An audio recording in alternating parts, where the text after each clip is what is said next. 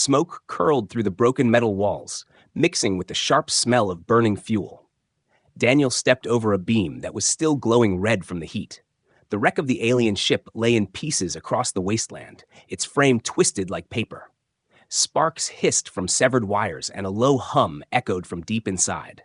He moved carefully, scanning with his handheld device for life signs. At first, the screen stayed blank. Then a weak pulse blinked in the corner. He followed it through a half-collapsed corridor, brushing aside hanging cables. The floor was slick with coolant, and steam rose from ruptured pipes. His boots made soft splashes with every step. The beeping grew faster. At the end of the corridor, behind a half-buried door, lay a shattered life support pod. Its glass was cracked, and one side had been ripped open by an explosion. Inside, wrapped in torn medical sheets, was a figure, small, delicate, and barely moving. She had smooth, pale skin in some places, but most of her body was missing. Her left arm was gone, and her legs ended at jagged stumps of burnt flesh fused with melted metal. Tubes ran into her chest, feeding her oxygen and pale blue fluid. Her eyes were half open, glowing faintly in the dark. She was looking at him, but the look was distant, as if she was trying to see through him. Her lips moved, but no sound came out. Daniel knelt beside the pod, checking her vitals on his scanner. Her heartbeat was slow, her breathing shallow. Without medical help, she wouldn't last an hour. The pod's power core was dead. He reached for his emergency pack, pulling out a portable oxygen patch. As he pressed it to her neck, she gave a faint, shivering breath. A soft sound escaped her mouth, a word in an alien language he didn't understand. It sounded like a plea. The ship groaned, a loud metallic scream echoing above them. Dust fell from the ceiling, and a section of the wall collapsed somewhere in the distance. The wreck was breaking apart, each movement of the wind pushing it closer to total collapse. He slipped his arms under her, surprised at how light she was. Her skin was cold, her frame fragile. As he lifted her, her glowing eyes fixed on him, as if trying to remember his face.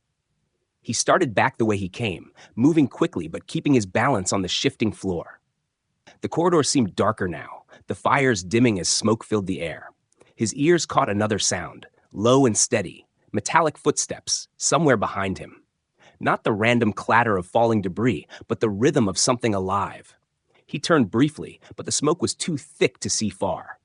The footsteps stopped, replaced by a faint mechanical hiss, then started again, closer. He pushed forward, forcing himself to ignore the growing noise. The exit was just ahead, where the hull had torn open to the outside. Cold air hit his face as he stepped into the open wasteland. The sky was heavy with dark clouds, streaked with the orange glow of distant fires. His own ship was parked about 100 meters away, hidden behind a ridge of black rock. He moved fast, carrying her carefully so her head stayed supported. Every few seconds, he glanced back at the wreck. The metallic footsteps had reached the open breach. A shadow moved in the smoke, tall, thin, and angular, its eyes glowing red. It stepped forward, scanning the ground. Daniel ducked low, making his way around the ridge. The shadow paused, then turned its head toward him. He didn't wait to see more. His boots crunched on loose gravel as he reached his ship. The old cargo hauler looked small and worn against the wasteland, its hull patched with mismatched plates of metal. He slammed the ramp button, and the door hissed open. He climbed inside, laying the girl on a workbench. Her breathing was weaker now, her chest rising only a little with each breath. He grabbed his med kit, trying to connect her oxygen line to a portable tank. Her eyes followed his hands, but her gaze was fading. The ship's warning system beeped. A proximity alert flashed on the console, unidentified movement approaching fast. He didn't need to look outside to know it was the figure from the wreck. His heart pounded as he secured the oxygen line. He could hear her whisper again, a broken phrase. This time, his translator picked up a few words through the static. "Don't leave me." A sharp clang echoed against the ship's hull. He rushed to the pilot seat and started the engines. The old thrusters roared to life, shaking the deck. Through the side viewport, he saw it. A tall, skeletal machine with a hunter's frame, standing on the ridge, its eyes fixed on him. It tilted its head slowly, as if memorizing his face, then stepped forward. The thrusters screamed as he pulled the ship into the air, leaving a swirl of dust behind. Inside, the girl's faint glow lit the corner of the room. She was alive, but just barely. And as the ground fell away beneath them, Daniel knew the footsteps would not be the last he heard of that thing. The ship rattled as it flew low over the wasteland, dust clouds swirling in the wake of the thrusters. Daniel kept one eye on the navigation screen and the other on the girl lying on the workbench.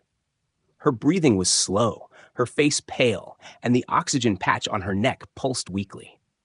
The machine from the wreck was no longer in sight, but the thought of it still sent a cold shiver down his back.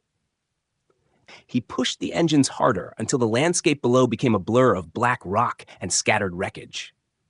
His workshop wasn't far, just a few minutes if the engines held. The warning lights on the console flickered, reminding him that the ship had taken damage in the landing. He ignored them and focused on getting her to safety. When the workshop finally came into view, it looked even smaller than he remembered. A squat building of scrap metal and mismatched panels standing alone in the empty wasteland. He set the ship down roughly, the landing gear screeching against the hard ground. The ramp opened with a hiss, and he carried her inside. The air inside the workshop was warmer, filled with the scent of oil and hot metal. He laid her gently on the reinforced table in the center of the room. Old tools hung from the walls, and half-built machines sat in the corners under dusty tarps. She was far from any hospital, far from the technology of her own people, but he had no choice. If she stayed like this, she wouldn't survive the night. Her eyes opened slightly, faint light shimmering in them. She tried to speak, but her voice was too soft. Daniel reached for his portable translator and placed it near her lips. Her words came slowly, broken and strained, but the device turned them into a whisper in his own language. Don't. Let them. Take me back. He frowned, not understanding why anyone would want her in this condition. Who's after you? He asked, but she closed her eyes again, too weak to answer. A low hum came from outside, followed by a brief sweep of light through the workshop's single window. Daniel froze. He knew the sound. It was a patrol drone. If they were scanning this area, it meant the machine from the wreck had probably sent a signal. They would find her soon if he didn't act. His mind raced. The patrol would either take her away or finish the job that the wreck had started. Neither option was acceptable. He checked her vitals again. Her body was failing.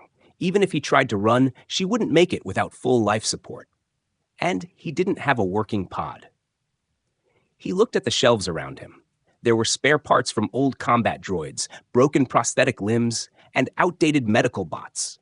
None of them were designed for her species, but he could try to combine them. It was dangerous. No human had ever rebuilt an alien body before. Still, if he didn't try, she was gone. Daniel began moving fast, pulling tools from drawers, dragging parts onto the table beside her. He cut away the damaged connectors from her injuries and carefully attached temporary feeds to keep her brain and heart stable. Her skin was cold and her pulse was faint, but there was still time if he worked without stopping. The translator beeped again. She was speaking, though her voice was no stronger. You are making me? He glanced at her. I'm going to try, he said simply, even though part of him doubted he could. Outside, the hum of the patrol drone grew louder, a long sweep of light passing across the workshop again. He ignored it and kept working, connecting wires and sealing joints where her organic tissue met the new mechanical frame. Sparks jumped from the soldering tool, briefly lighting her face. Minutes passed like seconds. The sound outside changed. The drone was joined by something heavier, the thump of landing gear touching down. A low mechanical voice issued orders in the alien tongue. Daniel's stomach tightened. They were close, maybe right outside. He kept working, hands moving faster. He didn't have the time to finish everything, but he could at least make her mobile. With her legs gone, he fitted temporary mechanical supports from a dismantled loader bot. They were ugly, built for strength rather than speed, but they would hold her weight. The translator picked up her voice again, this time stronger. If they take me, I die. The words hit him hard. He sealed the last connection, the hiss of coolant running through the new lines. She flinched as her system adjusted, but her eyes opened fully for the first time since he found her.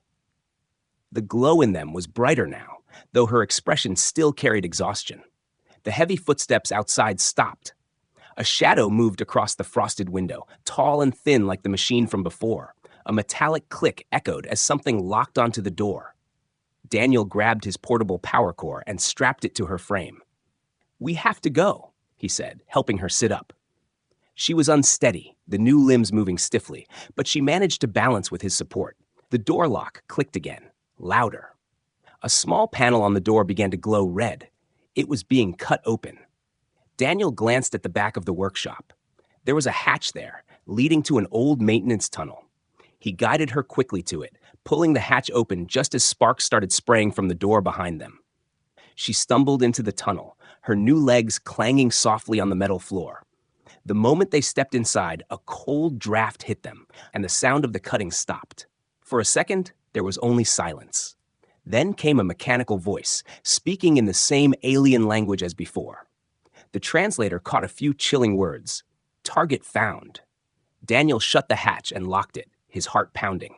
The only way forward now was deeper into the dark tunnel, away from the workshop and away from the patrol. But he knew this was only the beginning. The tunnel was narrow and damp, the walls covered in rust. Every step echoed, the sound carrying far into the darkness. Daniel kept one hand on the wall, guiding the alien girl forward. Her new legs moved awkwardly, the metal joints clicking with each step. She stumbled more than once, and he had to catch her before she fell. The portable power core on her back hummed softly, giving her enough energy to walk, but not much more. Behind them, faint metallic thuds grew louder. The patrol was following. Daniel knew the tunnels connected to the old transit system miles away, but they were full of collapsed sections and dead ends. He needed to move faster, but the girl's body wasn't ready for speed. She looked at him, her glowing eyes reflecting the dim light of his headlamp. "Why help me?" she asked through the translator, her voice still weak but steadier than before. "Because no one else will," he said without slowing down. They turned a corner, and the tunnel opened into a larger chamber where broken train cars rested on twisted tracks. The air smelled of rust and stagnant water. Daniel led her to a half-functional maintenance console in the wall. He tapped the screen until a faint map appeared, lines and symbols glowing in faded green. He traced a path with his finger. "If we can make it here," he said, pointing to an old service station, "we can reach my ship hangar in the city." The girl nodded, but her eyes shifted to the dark tunnel behind them. The metallic footsteps were closer now. A sharp scraping sound followed, like claws dragging along the wall. Daniel helped her climb into an abandoned maintenance cart, still sitting on a sidetrack. He rewired the power controls, sparks jumping from the exposed circuits. The cart's lights flickered to life, casting pale beams into the darkness ahead. The moment the cart began moving, a loud clang echoed from behind. A tall, skeletal figure stepped into the chamber, red eyes glowing like burning coals. Its head tilted unnaturally, studying them. Then it began to run. Daniel pushed the throttle to maximum. The cart jolted forward, rattling along the track. The girl gripped the side rail, her mechanical legs locking in place to steady her balance. The air rushed past them as the tunnel walls blurred, but the sound of the machine's footsteps didn't fade. Suddenly, the tunnel split into two paths. Daniel swore under his breath, choosing the left without hesitation. The cart screeched on the turn, metal wheels sparking against the rails. The girl glanced over her shoulder. "It's faster than us," she said. Daniel scanned the tunnel ahead. Up ahead, a section of the roof had collapsed, blocking most of the track. He leaned over the controls and diverted power from the lights to the motor. The cart roared forward, sparks flying as it scraped through the narrow gap. The skeletal machine didn't slow. It leapt over the debris like an animal, landing just meters behind them. One of its clawed arms shot forward, striking the back of the cart. The force almost threw them off. Daniel grabbed the side rail and kicked at the arm, but it was like kicking steel. The girl's voice was urgent. "Give me weapon." He reached into his belt pouch and pulled out a small plasma cutter. She snatched it from his hand, turned, and jammed it into the machine's wrist. Sparks exploded as the metal hissed and burned. The machine jerked back, its arm now partially severed, but it still kept running. The cart burst into a wider section of the tunnel, where a faint blue light glowed ahead. "Almost there," Daniel said. The old service station platform appeared, its floor covered in dust and debris. The cart screeched to a halt, and they jumped out. The girl staggered, but caught herself on her new legs. Daniel grabbed her hand and pulled her toward a side corridor. The hum of the portable power core on her back grew louder. It was overheating. "How much time do we have before that dies?" he asked. "Minutes," she said. The corridor ended in a heavy service door. Daniel typed in an old access code, and the lock clicked open. Inside was a narrow maintenance bridge over a deep shaft, pipes and cables running along the walls. They started across, but halfway through, the sound of metal footsteps echoed again, this time from both sides. Daniel turned. Another skeletal machine emerged from the shadows at the far end, trapping them between two hunters. The girl's mechanical legs tensed, her stance steadier now. She looked at him. "I can fight." He hesitated for a second, then nodded. "Then fight." The first machine lunged from behind. She spun, her new legs moving faster than before, and slammed a kick into its chest. The impact echoed, sending the machine sliding back a few steps. Daniel pulled a tool from his belt, an arc welder, and aimed it at the second machine's face. The bright flash blinded it just long enough for him to run forward and shove it toward the edge of the bridge. The girl drove her foot into the first machine again, this time knocking it clean over the side. It fell into the darkness below, the sound fading into nothing. Daniel managed to push the second one off balance, and with the girl's help, they sent it tumbling into the shaft. Silence returned, except for the hum of her power core. She took a deep breath and looked at him. "You risked your life." He met her gaze. "So did you." They crossed the rest of the bridge and entered a smaller tunnel on the other side. Daniel didn't say it out loud, but he knew the machines wouldn't stop. They would keep coming until either she was dead or completely rebuilt. The smaller tunnel sloped downward, the walls narrowing until Daniel had to crouch. The air was colder here, carrying the scent of damp stone and old machinery. Water dripped from the ceiling, each drop echoing in the silence. The girl followed close behind, her new legs clicking softly on the metal floor plates. The hum of her power core was steady now, but he could tell it was still fragile. They moved quickly, their footsteps the only sound, until a faint mechanical hum drifted from somewhere ahead. Daniel raised a hand, signaling her to stop. He listened. The sound was rhythmic, like spinning gears. It wasn't the hunters. This was different. The tunnel opened into a dimly lit chamber filled with abandoned equipment. Old conveyor belts stretched across the room, rusted and covered in dust. A massive ventilation shaft in the far wall pulsed with faint blue light. Daniel recognized it. It was part of the old city's air recycling system. If they could get inside, it would lead them straight to the industrial district above. He pointed to the shaft. "That's our way out," he whispered. The girl studied it, her eyes narrowing. "Too open. We'll be seen." She was right. The chamber was wide, and their movement would be obvious if anyone was watching. Still, they didn't have another path. Daniel led her along the edge of the room, weaving between piles of scrap. His hand stayed near the grip of his sidearm, though he knew it wouldn't do much against machines. Halfway across, a sudden screech of metal echoed from behind. The door they had entered through slammed shut with a heavy clang. Daniel spun around. From a shadowed corner, a thin beam of red light swept across the floor. The girl tensed instantly. A drone floated into view, its metal frame bristling with small weapons. It scanned the room, the red light moving toward them. Daniel cursed under his breath. He grabbed her hand and ran for the ventilation shaft. The drone's weapons locked on, and a burst of plasma fire scorched the floor behind them.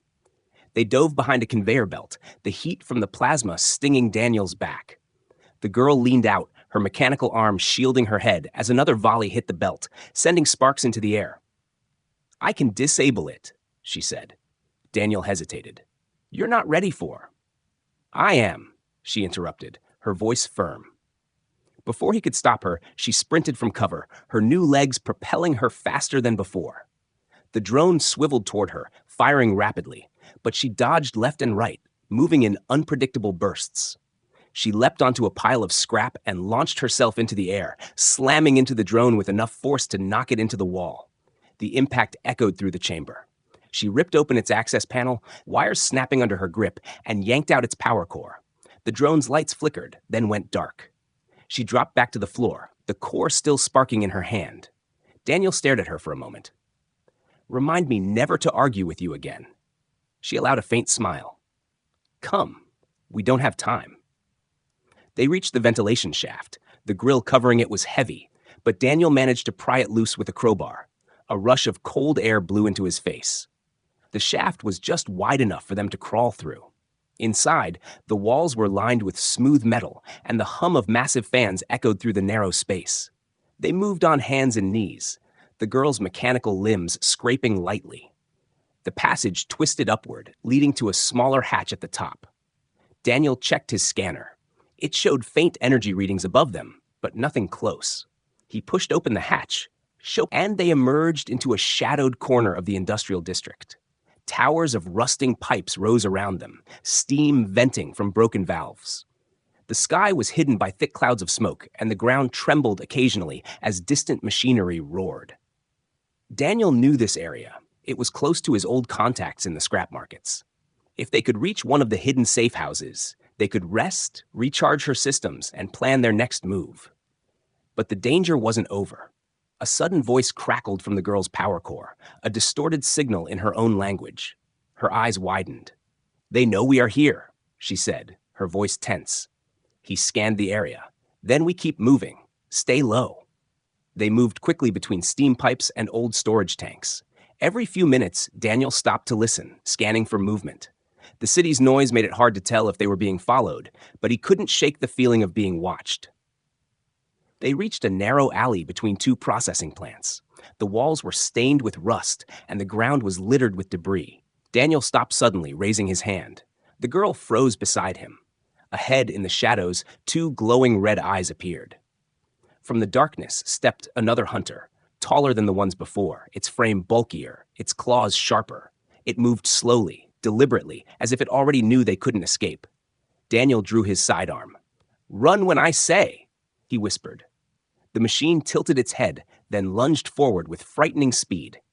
Daniel fired, the shot sparking harmlessly off its armor. He grabbed the girl's arm and shoved her toward the other end of the alley. She ran, her new legs pounding the ground. The hunter swiped at Daniel, its claws slicing the air inches from his face.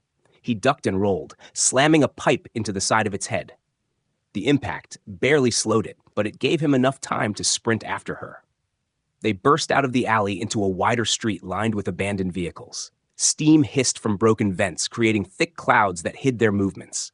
The girl glanced back, no sign of the hunter. But they both knew it was still coming.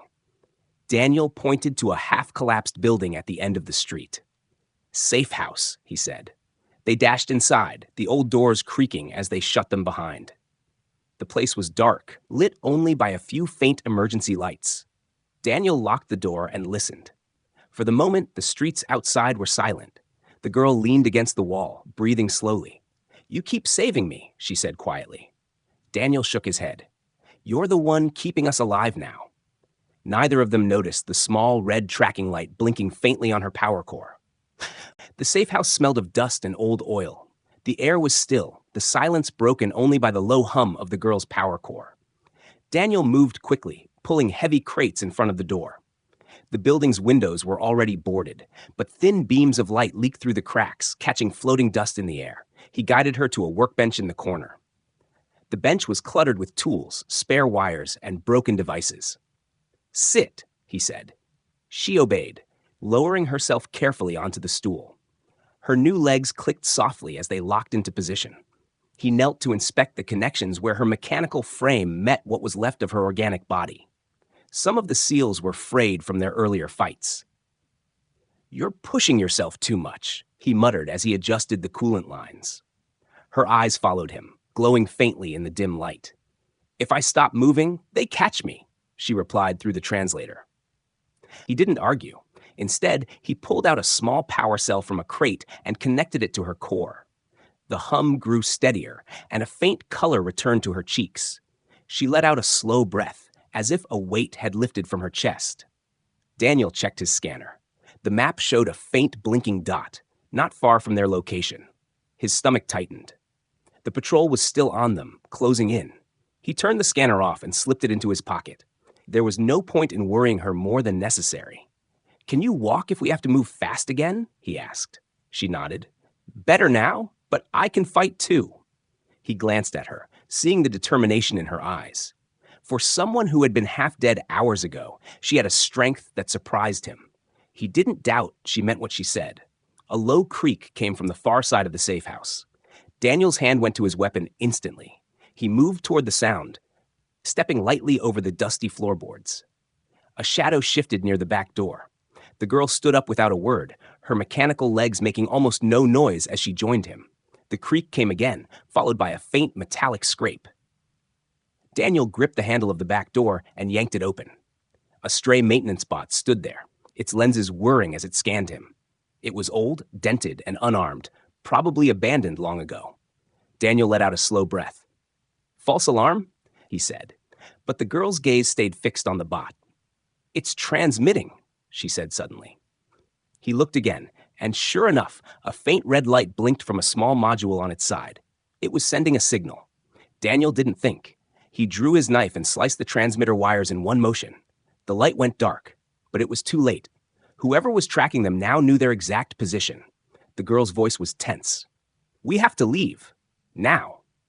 Daniel rushed back to the workbench, grabbing a satchel and stuffing it with tools, extra power cells, and the plasma cutter. She picked up the severed transmitter, studying it. "This was planted," she said. "They sent it here on purpose." A deep metallic thud shook the building, making the dust fall from the ceiling.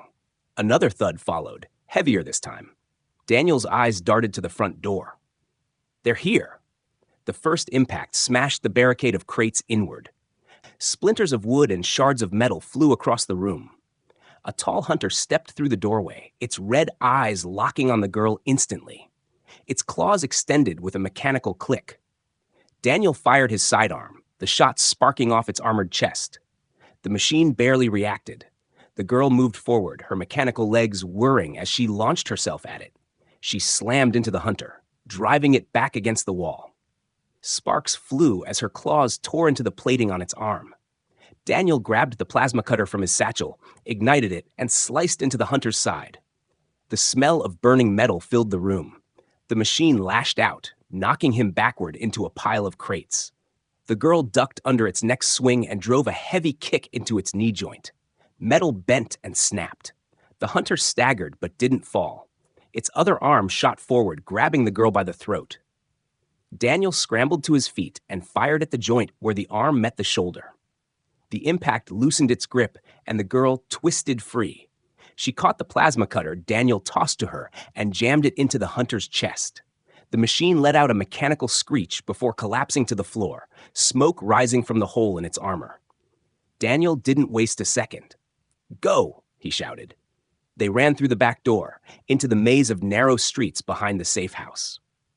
The ground shook again, but this time it wasn't from a single set of footsteps. Multiple hunters were moving in. The air was thick with the hiss of steam vents and the distant hum of engines.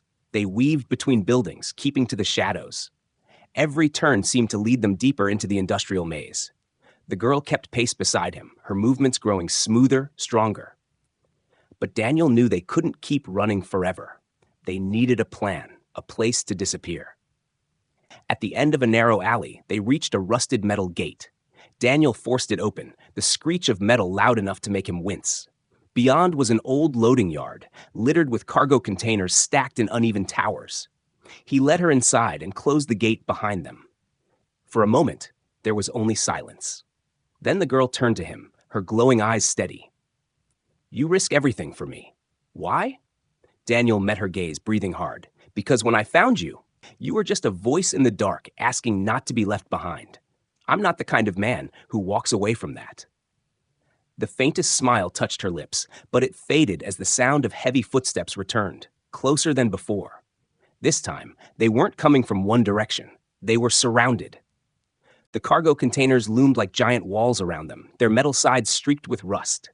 The air was heavy, the silence broken only by the distant hiss of steam from broken pipes. Daniel's eyes scanned the shadows between the containers, searching for a way out. The footsteps were getting louder, coming from every side. The girl's glowing eyes shifted as she listened. 3, no, 4 hunters, she said quietly. Her voice was calm, but her hands clenched into fists. Daniel pulled the plasma cutter from his satchel and checked its power level. Only a few bursts left. "We can't fight all of them head on," he said. She stepped closer. Then we don't fight them all at once. The first hunter appeared from the left, its tall frame moving smoothly over the uneven ground. Its red eyes locked on the girl. Two more emerged from the far end of the yard, their claws clicking as they advanced. The fourth was still unseen, but its heavy footsteps echoed through the narrow space. Daniel pulled her toward a narrow gap between two containers. This way. They slipped through, the metal walls scraping their shoulders. On the other side was a smaller section of the yard where a broken crane hung overhead, its hook swaying slowly in the wind. Daniel's eyes went to a large fuel tank sitting on a platform. "If we can get them close to that," he whispered, "we can take out more than one at once." The girl nodded. "I can draw them in." Before Daniel could argue, she stepped into the open, her mechanical legs making her movements sharp and fast. She banged her foot against the ground, creating a metallic echo that carried through the yard. The hunters turned toward her instantly and advanced. Daniel climbed onto the crane platform, working quickly to reroute the old control panel's power. The gears groaned as the crane arm shifted, moving the hook directly above the fuel tank. He glanced down. The girl was dodging the hunter's swipes, keeping them moving in her direction. Her speed was improving, her steps lighter, more precise. The fourth hunter finally appeared, coming from behind the containers.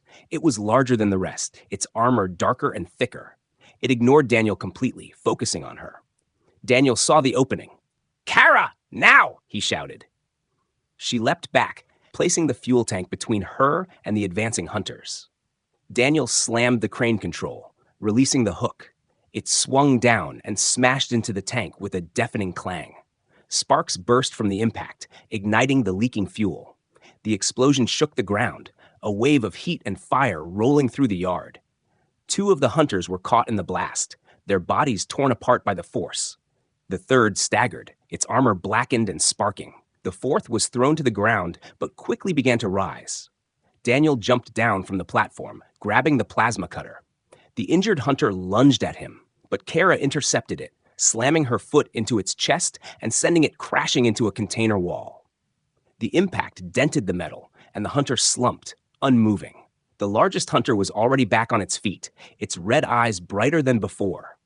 It moved faster now, ignoring Daniel completely and charging at Kara.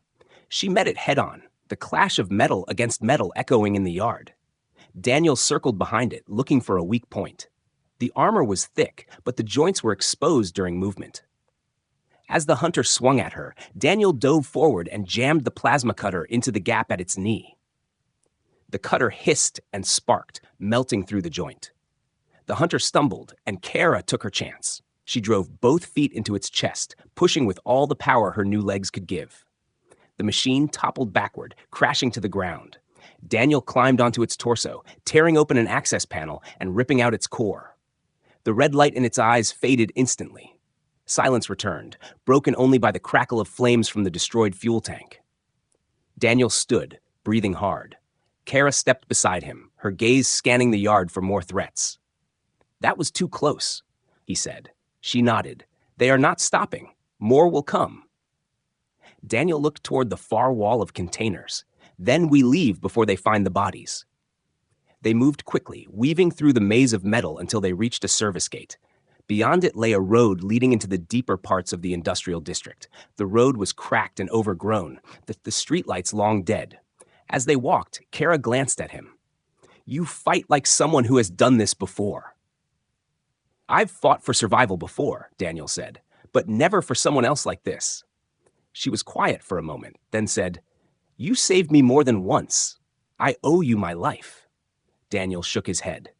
"You don't owe me. We're in this together now."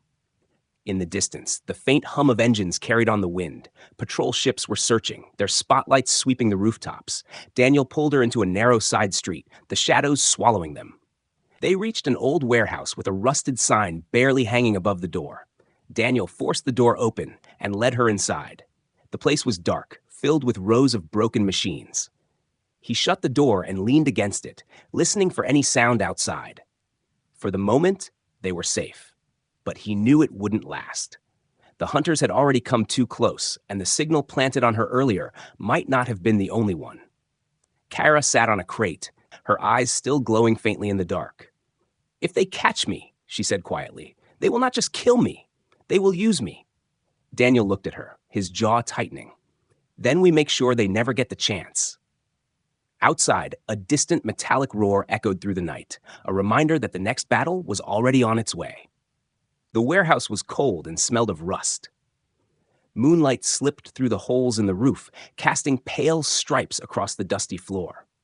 Daniel stayed near the entrance, peeking through a narrow gap in the door. Patrol lights swept the streets outside, their beams cutting through the fog like knives. Kara sat on a crate, quietly adjusting the connections between her organic skin and the mechanical frame. Her hands moved with precision, testing the strength in her legs. The soft hum of her power core filled the silence. Daniel could tell she was stronger now, faster too, but the danger hadn't lessened. They're searching block by block, Daniel said, keeping his voice low. They will not stop, Kara replied without looking up. They will hunt me until I am nothing. He turned to her. Then we give them a reason to stop. We hit them first. Her glowing eyes lifted toward him. You mean to fight them? We can't keep running forever, Daniel said. If we destroy their control unit, they'll lose the signal that tracks you. Kara stood, the movement smooth, almost natural now. Where? He pulled out a small holo map, projecting it between them. A red marker blinked on the far side of the industrial district. Old command hub. It's underground. Hard to get in, but once we're inside, we can end this. Without hesitation, she nodded. Then we go. They slipped out the back of the warehouse, moving through the narrow alleys. The night was alive with the hum of patrol ships above and the distant clank of hunter footsteps on metal streets. Daniel kept them in the shadows, weaving between old factories and silent loading docks. After nearly an hour, they reached a rusted security gate guarding the entrance to a forgotten subway line. Daniel pried it open just enough for them to squeeze through. The air inside was damp and heavy, the walls covered in faded warning signs. As they descended the cracked stairs, Kara's voice broke the silence. Why do you risk so much for me? Daniel didn't answer right away. His boots crunched on the debris-strewn floor. Because when I found you in that wreck, I saw someone worth saving. And maybe I'm tired of losing people. Her eyes softened for a moment, but the sound of distant movement ended the moment. They pressed forward, following the tunnel until a faint blue glow appeared ahead. The glow came from a row of security drones hovering silently in front of a large reinforced door. Daniel signaled her to stay low. We take them out fast. No alarms. She crouched beside him, then launched forward without a sound. Her mechanical legs carried her like a blur, and before the drones could react, she ripped the first one apart. Daniel moved in, using his plasma cutter to sever the weapons from the second. Sparks filled the air, but the hallway stayed quiet. With the drones down, Daniel approached the door. The control panel was cracked, but still active. He knelt, prying it open and rewiring the circuits. The door shuddered, then slid open with a heavy groan. Beyond was a wide chamber filled with consoles, cables, and humming power units. In the center stood a tall antenna structure, its surface pulsing with red light. Kara's eyes narrowed. That is the link. It sends my location to every hunter. Daniel pulled out an explosive charge from his satchel and started setting it on the base of the antenna. Once this goes, they won't be able to track you, but we'll have to move fast. This place will become a war zone in seconds. Before he could finish arming the device, the far wall exploded inward. A massive hunter stepped through the smoke, its armor thicker than any they had faced. Two more followed, their eyes glowing like burning coals. Daniel grabbed his weapon, but Kara stepped in front of him. I finished this, she said. She charged, her mechanical legs driving her forward with incredible speed. She slammed into the first hunter, knocking it back into a console. Sparks flew as she tore into its armor with her claws. Daniel opened fire on the second, aiming for the joints until its movement slowed. The third hunter advanced toward Daniel, forcing him back against the antenna. It raised its claws for the kill. But Kara was there in an instant, slamming her foot into its head so hard the metal dented. She spun, grabbing its arm and tearing it free in a spray of sparks. Daniel finished arming the charge, the timer blinking red. We've got 30 seconds. Kara ripped the last hunter's core from its chest and tossed it aside. Then we run. They sprinted for the door, the chamber shaking behind them. As they dove into the tunnel, the explosion erupted, a thunderous roar that sent a shockwave through the air. Heat and light flooded the passage, and the antenna's red glow vanished forever.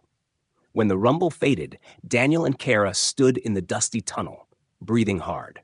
"It's over," Daniel said. She looked at him, the faintest smile touching her lips. "No, it's just the beginning. But now, I am alive again." They walked into the darkness, leaving the burning ruins behind, knowing the hunters would no longer follow. But new dangers were waiting in the shadows ahead.